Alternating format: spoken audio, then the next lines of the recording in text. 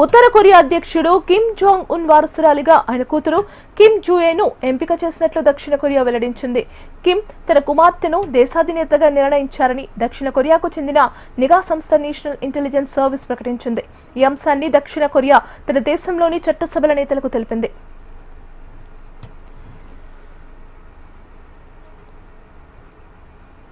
ఉత్తర కొరియాలో ప్రతి 5 ఏళ్లకోసారి నిర్వహించే కాంగ్రెస్ సమావేశం ఈ నెల చివరిలో జరగనుంది. ఈ నేపథ్యంలో దేశానికి కొత్త నాయకత్వం ఎవరు అనే అంశంపై చర్చ జరుగుతుండగా అనేక పేర్లను పరిశీలించిన కిమ్ తన కూతురును భవిష్యత్ నాయకురాలిగా ఎంపిక చేసినట్లు తెలుస్తోంది.